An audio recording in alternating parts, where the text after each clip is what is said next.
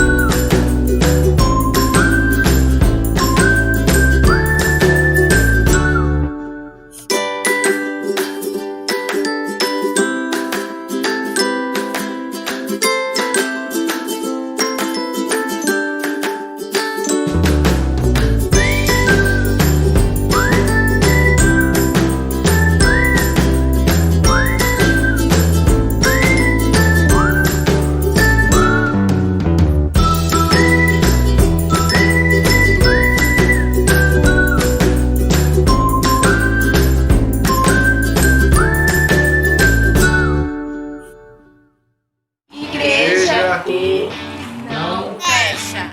Igreja que ora. Igreja que não fecha. Igreja que Ora. Igreja que Não fecha. Igreja Que ora. que não fecha. Igreja que ora.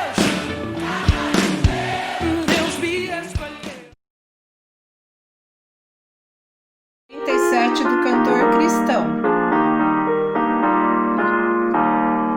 Desperta e canta com fervor, Senhor, minha alma teu Senhor, pois muitos e preciosos bens a ti tem dado com amor.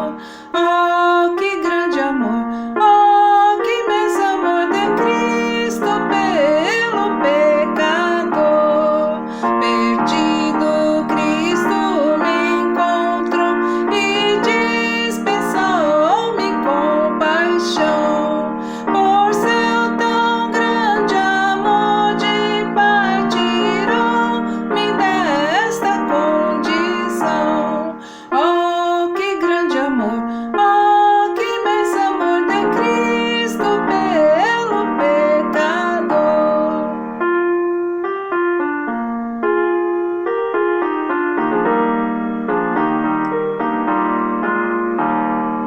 Eu sei que é mau meu coração, propende sempre para o mal, mas Ele em paz me guardará com seu amor que é perenal. Oh, que grande amor! Oh, que imenso amor de Cristo pelo pecador. Amém.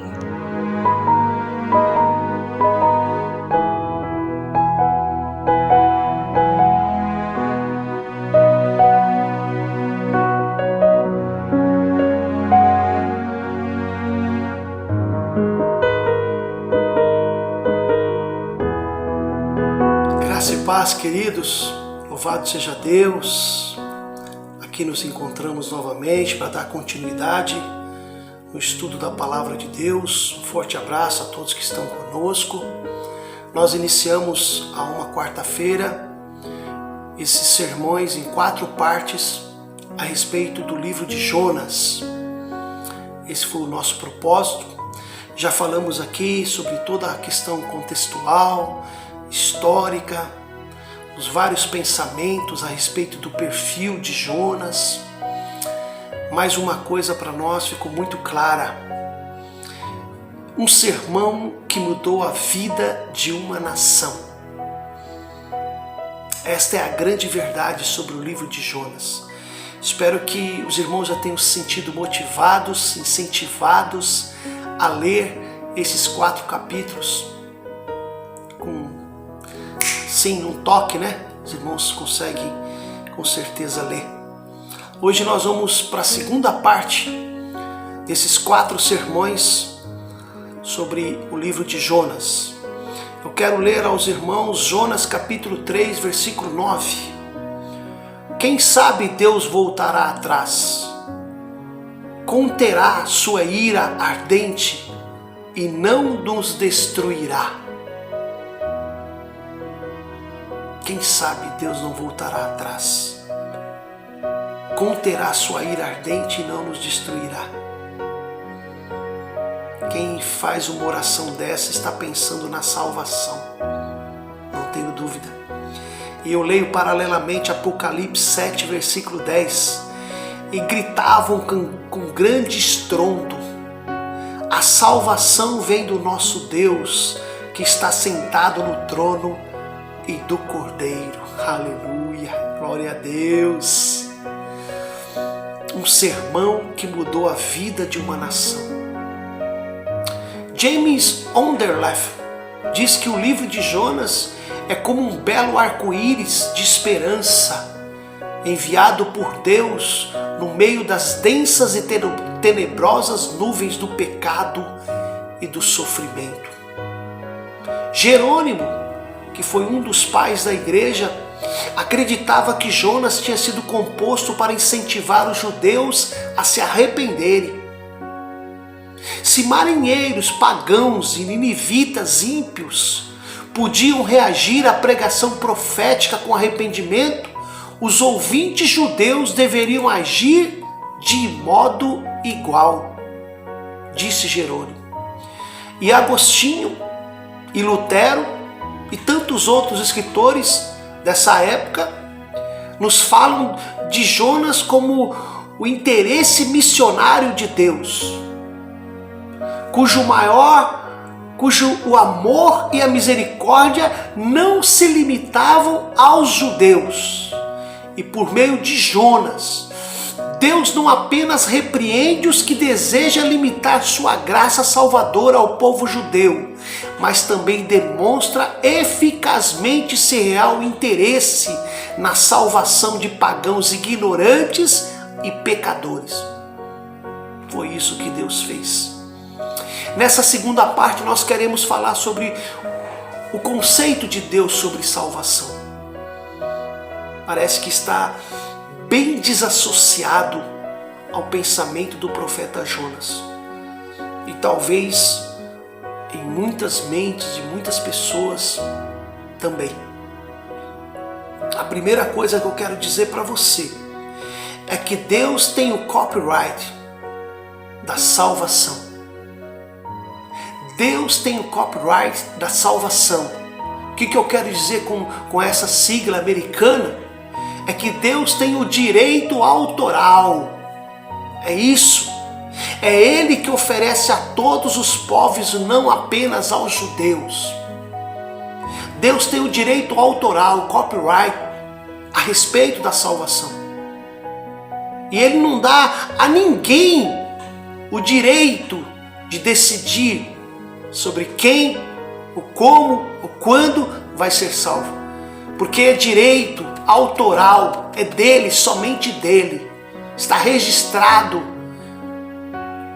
nos manuais, nos manuscritos canônicos. Aleluia! Só pertence a Deus. Jonas tentou fugir da presença de Deus, não com medo da ira de Deus, mas com medo da sua misericórdia. Jonas parece que ficou frustrado com o que Deus quis fazer. Ele quis morrer enquanto os ninivitas receberam a vida. Jonas fez do seu nacionalismo,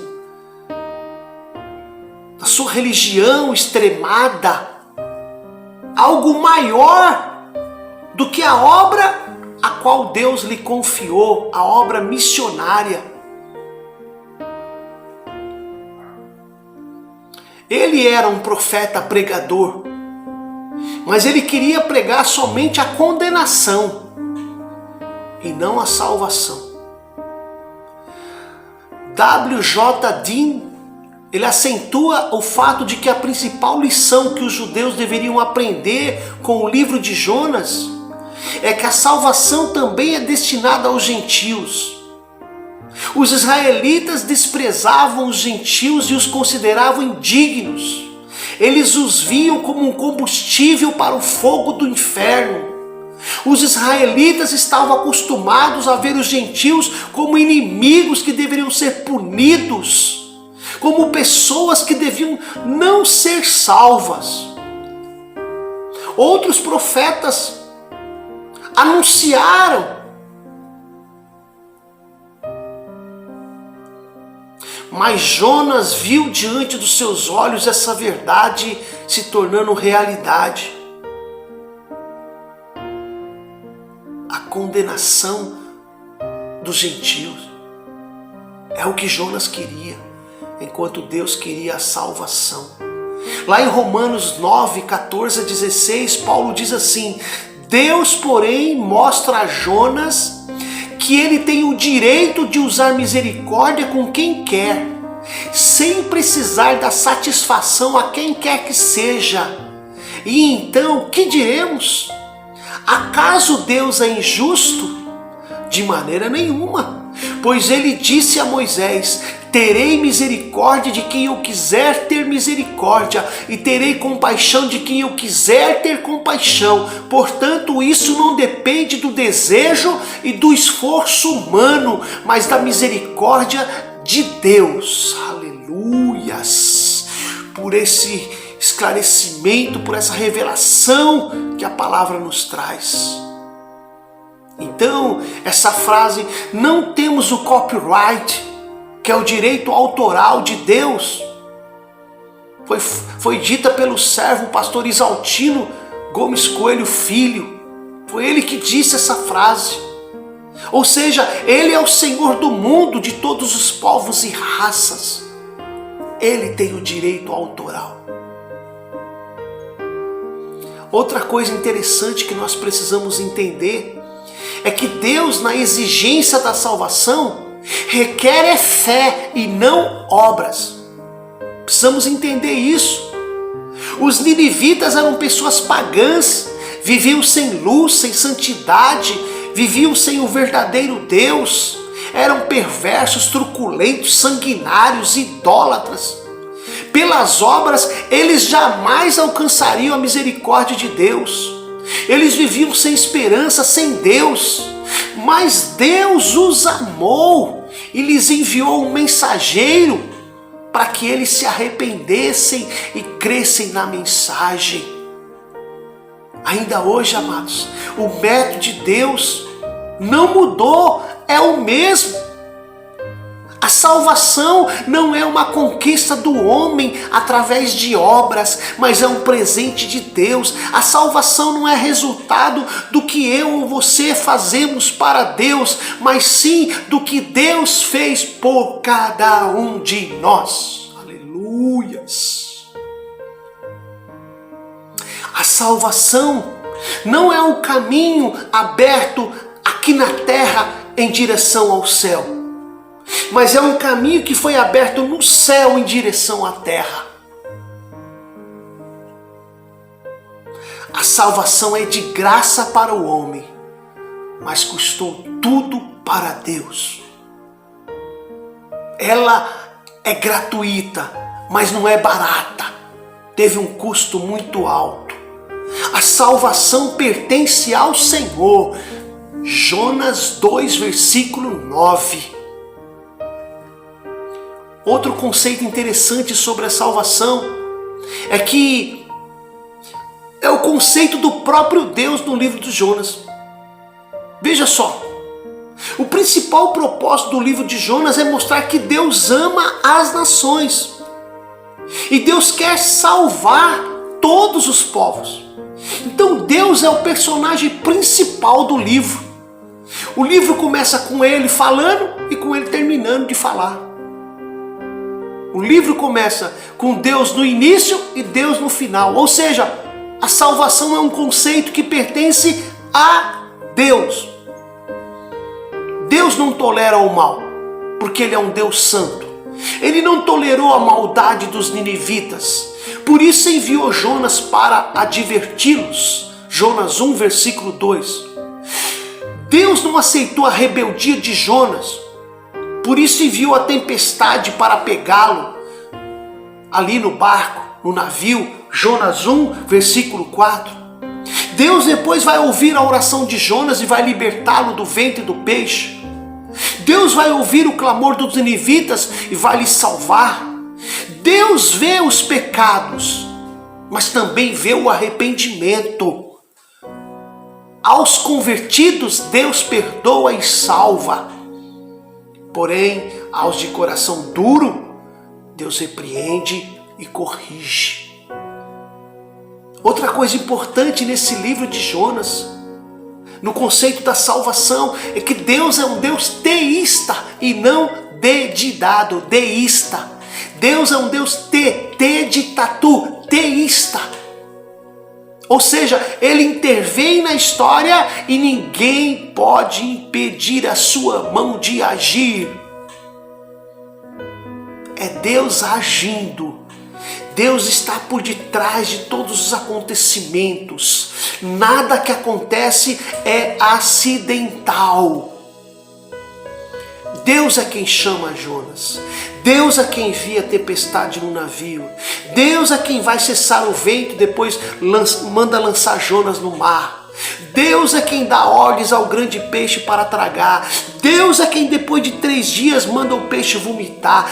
Deus é quem faz a planta nascer e morrer sobre a cabeça de Jonas. Deus é quem envia o verme para cortar a planta. Deus é quem abre o coração dos ninivitas e exorta o profeta recalcitrante. Deus é quem fala. Deus é quem age o tempo todo. Deus é um Deus teísta. Rejeitemos de uma vez por todas, irmãos, essa ideia de um Deus deísta, um Deus que criou todas as coisas, mas que abandonou ao léu, deixou ao caso. Rejeitemos essa ideia. Outra coisa importante a mencionar nesse livro sobre o conceito de salvação: Deus é misericordioso e salva até mesmo os inimigos. Jonas fica desgostoso, não por causa da ira de Deus, mas por causa da misericórdia de Deus. Ele fica frustrado, não com o seu fracasso, mas porque a sua mensagem alcançou corações. E a conversão dos ninivitas produziu festa no céu. Infelizmente, produziu tristeza no coração de Jonas. Que coisa! Por isso que Exaltino Gomes Coelho Filho fala que Jonas é um profeta estranho. Porque se por um lado há festa no céu por milhares de vidas que se arrependem, há tristeza no coração do profeta. E é uma grande verdade. Deus não recusa aqueles que se arrependem. E Ele salva até mesmo aqueles que nós queremos condenar. Esse é o grande ensinamento do livro de Jonas. Deus aceita os gentios. Deus é quem toma a iniciativa de reconciliar. A salvação é uma obra exclusiva de Deus. Os gentios estavam totalmente separados da comunidade de Israel. Foram também chamados para fazer parte da igreja. Hoje eu e você, como gentios que somos, fazemos parte da única verdadeira igreja de Deus sobre a terra, a igreja de Jesus Cristo. Aleluia! Então Pedro, tomando a palavra, disse: na verdade, reconheço que Deus não faz acepção de pessoas. Deus não é propriedade apenas da igreja. Ele é o Senhor soberano. Ele é absoluto sobre todo o mundo. Porque Deus é que planeja, Deus é que conduz. E tudo que Ele faz, nada pode se frustrar. Os planos dele não se frustram. Porque Ele é soberano sobre tudo e sobre todos. Não há um centímetro sequer no cosmos, no mundo, em que Deus não esteja presente para fazer cumprir a sua vontade. Não apenas Nínive estava sob o olhar de Deus, mas também o vento, o mar, o peixe, as plantas, todos As pessoas estavam sobre o olhar de Deus, porque Deus domina, Ele é soberano, Ele é fiel, Ele é incomparável. Não tem comparação.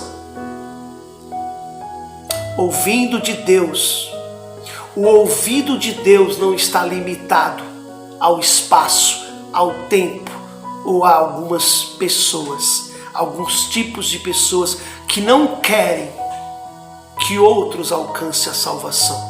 Deus ouviu aquela oração dos marinheiros, que queria que a ira de Deus passasse para serem salvos. Deus ouviu o clamor do Jonas nas entranhas do peixe. Deus ouviu o clamor dos ninivitas e o salvou. Deus ouviu mesmo os queixumes do profeta Jonas rebelde e vai repreendê-lo com amor, com amor. Amados, quando nós chegamos ao fim das nossas forças, aí se abre uma porta de esperança para Deus. Deus trabalhar. O braço poderoso do nosso Deus é quem traz o livramento. Deus é único para todos. Esse é um conceito de salvação que eu não abro mão, irmãos. Deus é único para todos. Que eu quero dizer que Deus não é um Deus tribal. Deus não é uma divindade tribal. O que eu quero dizer com isso? Tribal é um termo relativo à tribo. Uma tribo é um conjunto de pessoas agrupadas por uma cultura, por uma língua, por uma história, por costumes. E cada tribo possui seus próprios costumes, suas danças, seus instrumentos, seus rituais, seus artesanatos, suas pinturas, suas línguas. Então as pessoas que se agrupam nesse mesmo grupo, nessa tribo, são chamadas de tribais. Há diversos termos relacionados à tribo. Por exemplo, um som tribal, artesanato tribal, pintura tribal e também há um Deus tribal. Quando eu afirmo e defendo que Deus não é uma divindade tribal, eu quero pensar que Deus é o único independente das tribos, dos povos, dos costumes, das línguas, porque Ele é único. Quando afirmo e defendo que Deus não é uma divindade tribal, eu quero pensar que Deus difere de todas as tribos, onde cada uma tem suas leis, seus costumes, suas línguas, mas Ele é único para todas as tribos, povos e raças. Em 1 Timóteo 1,17 diz assim: aquele que é poderoso para vos impedir de cair e para vos apresentar sem máculas e com grande júbilo perante a sua glória, ao único Deus nosso Salvador, seja glória, majestade, poder e autoridade por intermédio de Jesus Cristo nosso Senhor, antes de todas as eras, agora e para todos sempre. Amém. Judas capítulo 1, versículo 24 e 25. Ora, ao Rei dos séculos, imortal e invisível, ao único Deus sábio, seja honra e glória para todos sempre. Amém. Judas 1, 24 e 25. 1 Timóteo 1, 17. Ele é o Senhor do universo. O reino de Deus é maior do que qualquer coisa, de qualquer tribo. Por isso que Ele não é uma divindade tribal. Deus, Ele se importa com pessoas e não com um grupo de pessoas, com nações. Deus olha individualmente para cada um de nós. O apóstolo Paulo coloca essa verdade bendita de forma eloquente. Ele diz assim: é porventura Deus somente de judeus e não é também dos gentios? Sim, também dos gentios. Romanos 3, 29. A exposição de Deus no livro de Jonas é muito clara, irmãos. Ele é um Deus soberano. As ordens são dadas por Ele. Percebe, irmãos? Ele é um Deus santo. Ele não se contamina com o pecado, com a maldade, com a iniquidade. Mas Ele permite o arrependimento, que as pessoas mudem de vida. Ele é um Deus poderoso. Jonas não conseguiu escapar do alcance de Deus e nem do poder de Deus. Aquele Jonas que falou: eu temo ao Senhor, o Deus do céu, que fez o céu e a mar, fez o mar e a terra. Aquele Jonas que confessou os marinheiros, ali em Jonas 1, versículo 9, ele vai experimentar esse Deus poderoso, irmãos. Ele vai experimentar na própria pele, ele vai experimentar. Mas ele também é um Deus de misericórdia, irmãos. Um Deus que estende os braços. Assim como Jesus estendeu o braço para cada um de nós. O único Filho de Deus na cruz do Calvário, quando ele morreu pelos nossos pecados. E se alguém vier ao Senhor em sua cruz, implorando a sua misericórdia, com certeza qualquer um vai ter o privilégio de desfrutar da misericórdia e do perdão que ele oferece. Ele é o Deus da misericórdia. A sua compaixão é grande por cada um de nós. Aleluia. Assim estamos finalizando essa segunda parte sobre o conceito de salvação no livro de Jonas. Um forte abraço. Até a próxima quarta-feira, quando falaremos sobre a terceira parte dessa série de 4 sermões no livro de Jonas. Um sermão que mudou a vida de uma nação. Até lá. Um forte abraço. Amém.